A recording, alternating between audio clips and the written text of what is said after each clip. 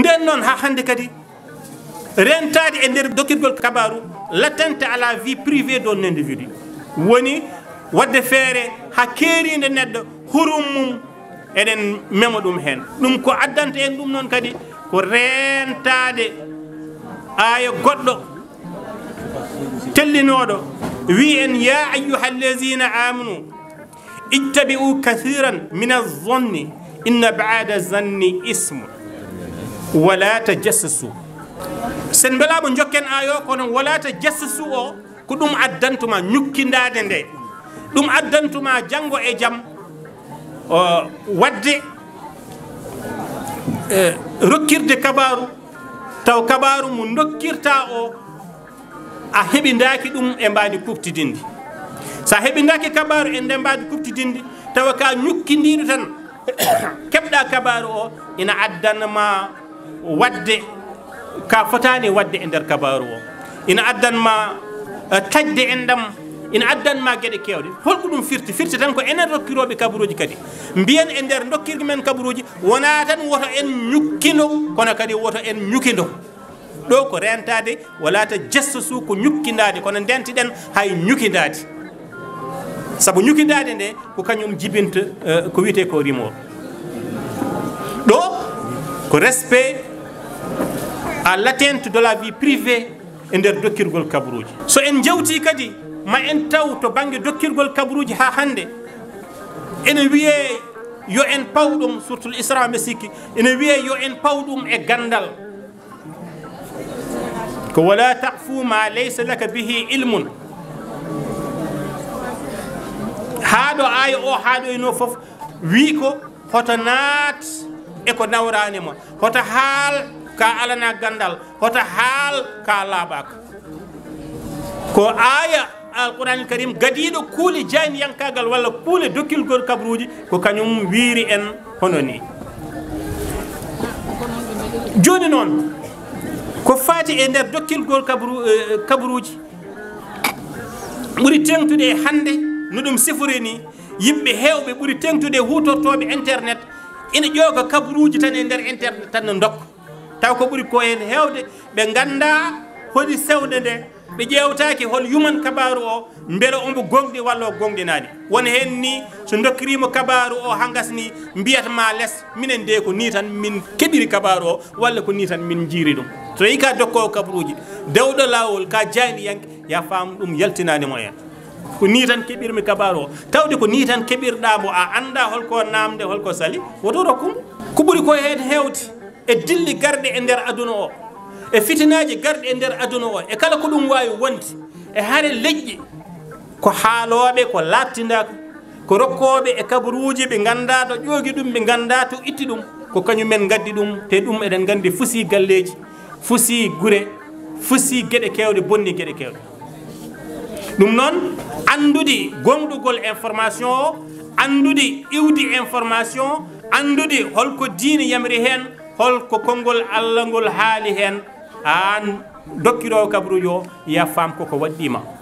waɗi jomiraɗo subhanahu wa taala ombo haaɗi en yaltinde kabaru mo ganduɗa o ko noon tan nanirɗen ko Hafs ibnu Asim ko kañum wi ndenɗo e hoore mum woni ko e fenade mawde kayni e saaha nde o rokkito kongi pawiide e min nani wiyama yo wonan kañum kay minen mamin jogino mawɓe wawɓe rokkude kabaru to gure amen to yallah yurmoɓe yafoɓe en mbiyatno ko mboyo wi noon wawi gadi Dunguru Alpha wi sa wiyama noon tan la femme source de l'information la fiabilité de l'information kam wonko heddi hen ko nanti jaltude mboyo wi noon firti ko nanmi ko mi egginiri ɗum noon tan mi yawtiniri ɗum noon ɗum koko haɗa kala fannu mbeɗa sikki kadi Abu Hurayra kañum e hoore mum ƴettiti haala nelaɗo sallllahu alayhi wa sallam wi wonde neɗɗo to e hoore mum aade e hoore mum woni ko e dañde bakkat mawɗo e saaha nde ɓennini walla nde eggini kala ko nani audio fof mbo keɓɗa tan ɓennina kala ko keɓɗa e haala tan ɓennina a wonani e a yalti aɗan rokkir kabaru aɗan dari e dokkirgol kabaru kono noon a seeli laabiɗe jomiraɗo wi saɗa rokkir kabaru la certitude al haqiqa yani yenanede woni hen sahaji nana kongudi woda walla wasa wonde hen sahaji ko gongo walla wona gongo ƴettiraɗi noɗi eggiri no nanirɗaɗi tan egginiraɗi noon hen sahaji gonɗa ko e fenade te fenade jeeya koye bakkata ɓurɗo mawnude e nder bakkatuji te enen hande e nder WhatsApp men e nder réseaux sociaux ji men e nder radio ji men e nder téléji men e nder jaydeji men bindol penale ɗe egginten gam jarnude jaydeji men gam heɗede ina keewi sanne te ɗum ɗon ko mangal bakkatuji jeeya wono noon ko an amdi walla joni noon wadde en paami kala bawɗo rokkirde kabaruji kala bawɗo kala ɓenninowo kabaru wota heɓ audio tan a anda ko yahata a anda ko ummini tan ƴetta ɓennina an gollotoɗo e radio wota won kabaru ari e ma tan a anda gomɗugol makko ɗo tolni tan ƴetta kabaru o ɓennina walla jaltina an bindowo an gonɗo e nder télévision kabaru so ari e ma waɗa recoupement de l' information wat feere jurnitoɗa piyodira cewle ceertuɗe source aɗa andi source uji ne keewi cewle ceertuɗe ɗe piyodiraɗe beela aɗa ƴeewa wawde serdude condi e cengle gueɗel hen foof hetto banggue mum ɗum ɗo e nder joni joni ko mbiɗen ko wiyama haalama min nani mi eji eko way noon ɗum ɗo kadi koko haɗa e nder diine l'islam ko adi nde ina haaɗe e nder kuule men e nder kuule dokkirgol kabaruji ko hen wonde foof so kabaru ari e men eɗen poti wawde ƴewtade kabaru o gonɗugol makko so gonɗugol makko yawtini eɗen poti ƴewde holi nafoore makko e nder rendo ngo saabu sen ƴetti kabaruji ummiriɗe e yimɓe ferkoɓe en mbaɗi ɗum ina wawi fusde rendo en jii fusi leyɗele addi bonandeji kewɗi ɗum noon kala ko ina adda jiɓru e nder rendo yo en paam ko ɓuri ko hen hewde iwi koye ɗemgal ina fewndo ko kural wawa fewdude ina bonno ko kural wawa bonnude nalla kan ko Mouhamadou Samba Diop murtuɗo wino noon kono noon ndeke kadi ko ɗum hadisaji kewɗi ko alquranil karim ko hadisaji kewɗi o haali ɗon ɗum noon yo en paam dartol koko ñawata en enen foof dartol koko ñawata en so ina ñaawa en noon ñaawirte en ko ɗum ko gonnoɗen e gollude minen suɓiɓe ngal ɗo meccal walla ɓe Allah fawi ngal ɗo meccal komin ñaawirteɓe ngal ɗo meccal e kala komin mbawi wadde hen woto sikku a jooɗima tan a rokkiri kabaruji Pulaar Actu 30 minutes ha gasna tan poppa reedu ma tan jaaha lawol ma hakkude ma e Allah gasi ala kala ko moƴƴi hen e kala ko boni kala ko mbaɗɗa hen ya faam ka ñawiroyte ɗum gila an noon jogi jeyɗo meccal ngal a wawi ñawrede ɗum sago noon heɓa yawtina tawa anda yurdetaki ko heeɓi ko ko holɗum ɗum waɗi Al-Hasan Al-Basri wi gonɗinɗo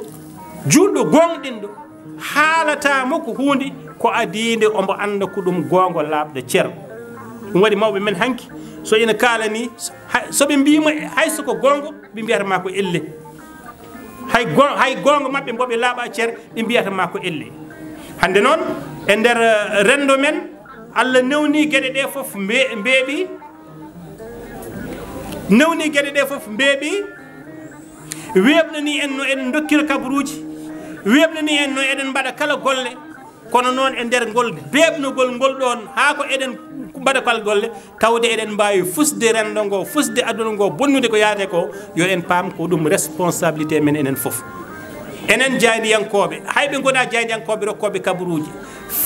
paamen hono no kala kalfinaɗo hunde ko namditteɗo hunde nde e saaha nde kalɗa ɗum nde e saaha ko kalɗa ɗum ɗo beela nde kalata ɗum nde corruption rewi ɗon ko ɗum toɓɓere nde ponnoɗen haalde e nder ɗum ɗo saabu no l'islam salirini corruption sako ɗon an kettanɗe rendo ngo e rakkude ɗum kabaruji so tawi ko ma menneɗa hunde nde dokkira kabaru o walla ma menneɗa hunde nde kala dokkira kabaru mbo wona gonga walla ma menneɗa hunde nde jaltina kaba jii hande kala jiɗɗo haalde hunde noddat jayɗiyankoɓe ko ɗum saabini hande nden jayɗiyanke ko kañum dogata ina yaaha yiiloyade information hande ko information woni e dogde ina yiiloyo jayɗiyanke ɗo noon kulol ngol hankkadi foti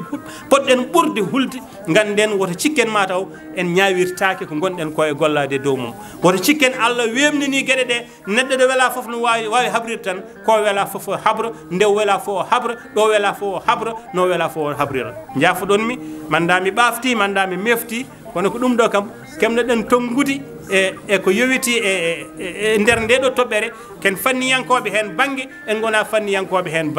banggue wonnamde garoje ɗo ko ceerno Abou Sy jabtoto ɗum ko docteur mo jabtoto ɗum ko Nalla Kane jabtoto ɗum ko goɗɗo e goɗɗo e goɗɗo mbaɗo hono noon jabtoto ɗum ceerno Yaboub en e woɗɓe wayi noon ɗum noon ko ɗo tonguirten nde ɗo yewtere e yewtere men ɓennude godal ceerno Mamadou Alassane Ba namnomen namdal ngel galana Diabou yewtere men to mbeɗa sikki mbaɗan ɗen ko ɗemɗe gendiji e ɗemgal neniwal e dokkirgol kabaruji e nder ɗemɗe gendiji on namdino en hol gadiɗo haalde Pulaar e RTS mbiɗen mbo ɗon en ganda en etiyimo en jiilimo gila nden ha joni eɗen jiilo en keɓani kabaru laaɓɗo ceer par ce que e nder winnam nam joni joni mboɗo wis neɗɗo haala kabaru yo heɓ kabaru laaɓɗo ceer haala koye en keɓani kabaru laaɓɗo ceer koye en keeɓi foti wonde ko bandum ɓadiɗo Salli Boucar kono noon o honno ko kayi ko kanko adi haalde Pulaar eɓe mbi e radio Sénégal en donki heɓde inde makko eɓe mbi ko hedde 1956 57 ɗum ɗo min keɓno e jaabuwol ma ala goɗɗum sen keeɓi ko ɓuri ɗum labde kadi mamin kaldani walla min kal taw rengo fof wawa naftorade e occasion ngaji mbaɗini allahumma salli ala sayyidina Muhammadou sallam